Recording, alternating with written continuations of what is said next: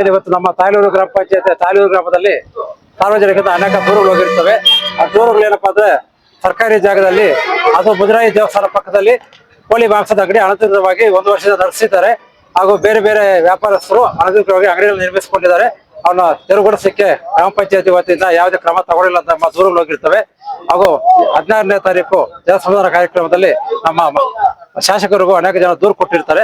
ಆಗ ಮಾನ್ಯ ಶಾಸಕರು ಕೂಡಲೇ ಕ್ರಮ ತಗೊಳ್ಬೇಕಂತ ಆದೇಶ ಮಾಡಿರ್ತಾರೆ. ಅವರ ಒಂದು ಆದೇಶ ಮೇರೆಗೆ ಹಾಗೂ ನಮ್ಮ ಇಲಾಖೆಯ ಮೇಲಾಧಿಕಾರಿಗಳ ಆದೇಶ ಮೇರೆಗೆ ಇಂದು ಏನು ಈ ತೆರವು ಕಾರ್ಯಾಚರಣೆ ನಾವು ಕೈಗೊಂಡಿದ್ದೀವಿ.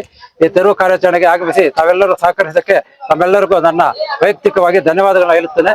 ಹಾಗೂ ನಮಗೆ ಪೊಲೀಸ್ ಬಂದೋಬಸ್ತ್ ಕೊಟ್ಟಂತ ನಮ್ಮ ಗ್ರಾಮಾಂತರ ಪೊಲೀಸ್ ಠಾಣೆಯ ಸಬ್ ಇನ್ಸ್ಪೆಕ್ಟರ್ ಪಾಟೀಲ್ ಸಾಹೇಬ್ರಿಗೂ ಹಾಗೂ ಇಲ್ಲಿದ್ದಂತ ASI ಮುನಿಸ್ವಾಮಿ ಹಾಗೂ ಅವರ ಸಿಬ್ಬಂದಿಯವರಿಗೆ ನಮ್ಮ ಗ್ರಾಮ ಪಂಚಾಯತಿವಾಗಿ ಹಾಗೂ ನಮ್ಮ ವೈಯಕ್ತಿಕವಾಗಿ ಅನೇಕ ಧನ್ಯವಾದಗಳನ್ನ ಅರ್ಪಿಸುತ್ತೇನೆ.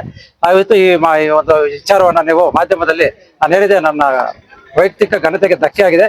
ಮತ್ತೆ ಅದಾಗದಾಗೆ ನಾವೆಲ್ಲ ಮಾಧ್ಯಮದವರು ಈ ಏನು ನಡೆದಿದೆ ಇದನ್ನ ನಾವು ನಮ್ಮ ಪರವಾಗಿ ತಾವು ಪ್ರಚಾರ ಮಾಡಿದಿರಂತ ನಮ್ಮ ಇನ್ನೆರಡು ಮಾತುಗಳನ್ನ ಮುಗಿಸ್ತೇನೆ. ಸರ್, ಇದು ಸರ್ಕಾರಿ ಜಾಗ ಆಗದೆ ದಾಖಲೆ ಸಂತೆತೋಪು ಅಂತ ಬರುತ್ತೆ. ಸಂತೆತೋಪು 25 ಗುಂಟೆ ಇದೆ. ಇನ್ನೊಂದು ಸಮಾಜ ಕಲ್ಯಾಣ ಇಲಾಖೆಗೆ ಯಾರೋ ಖಾಸಗಿಯವರು ದಾನ ಮಾಡಿದ್ರೆ ಅದು ನಂಗೆ ಸರಿಯಾಗಿ ಮಾಹಿತಿ ಇಲ್ಲ. ಸುಮಾರು 20 ವರ್ಷಗಳಿಂದ ನಡೆದಿದೆ ಇದು. ಅದು ಒಂದು 12 ಗುಂಟೆ ಇದೆ. 12 ಸಂತೆದು ಒಂದು 25, ಒಟ್ಟು 1 ಎಕರೆ ಮೇಲ್ಪಟ್ಟು ಇಲ್ಲಿ ಸರ್ಕಾರಿ ಜಾಗನೇ ಇದು. ಅಂದ್ರೆ ಬೇರೆ ಬೇರೆ ಇಲಾಖೆಗೆ ಸೇರಿದೆ. ಸಮಾಜ ಕಲ್ಯಾಣ ಇಲಾಖೆಗೆ ಮತ್ತೆ ಕಂದಾಯ ಇಲಾಖೆಗೆ ಸೇರುವಂತ ಜಾಗ ಇದು. ಅದು ಸುಮಾರು ಈಗ ಒಂದು 6 ಅಂಗಡಿಗಳು ತೆರವು ಮಾಡಿದ್ವಿ ಸರ್. ತರಕಾರಿ ಅಂಗಡಿಗಳು ಮತ್ತೆ ಕೋಳಿ ಮಾಂಸದ್ದು ಮತ್ತೆ ಇಲ್ಲಿ ಕಬಾಬು ಏನೋ ಹೋಟೆಲ್ ತರ ಇಟ್ಕೊಂಡಿದ್ರು, ಅವೆಲ್ಲ ಈಗ ತೆರವುಗೊಳಿಸಿದ್ವಿ. ತಮ್ಮ ಸಮ್ಮುಖದಲ್ಲೇ ಎಲ್ಲ ಯಶಸ್ವಿಯಾಗಿದೆ ಕಾರ್ಯಾಚರಣೆ.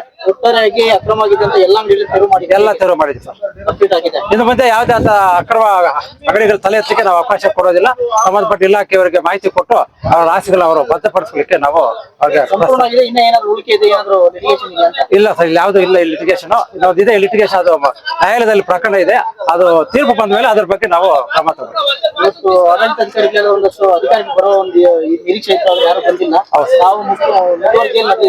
ಸಂಪೂರ್ಣ ಆಗಿದೆ ಸರ್. ಯಶಸ್ವಿ ಆಗಿದೆ, ಯಾವುದೇ ಸಮಸ್ಯೆ ಇಲ್ಲ. ಹೌದೌದು, ಅವ್ರಿಗೂ ಮುಂದಿನ ನಾವು ಗ್ರಾಮ ಪಂಚಾಯತಿ ವತಿಯಿಂದ ಅವ್ರಿಗೇನಾದ್ರು ಅನುಕೂಲ ಮಾಡ್ಕೊಡೋಣ. ಅದು ನ್ಯಾಯಬದ್ಧವಾಗಿ ಮಾಡೋಣ. ಅನಧಿಕೃತವಾಗಿ ಹಾಕೊಳ್ಳೋದು ಬೇಡ. ಅವರು ಪಾಪ ಕೋಳಿ ಅಂಗಡಿ ಹಾಕೊಂಡು ಜೀವನ ಮಾಡ್ತಿದ್ರೆ ಅವ್ರಿಗೂ ಕುಟುಂಬ ಇದೆ. ಅವರು ಬೀದಿಗೆ ಬರೋದು ಬೇಡ. ಮುಂದಿನ ಕ್ರಮದಲ್ಲಿ ನಾವು ನ್ಯಾಯಯುತವಾಗಿ ಕಾನೂನು ಚೌಕಟ್ಟಲ್ಲಿ ಅವ್ರಿಗೆಲ್ಲ ಒಂದು ಅವಕಾಶ ಮಾಡ್ಕೊಡೋಣ.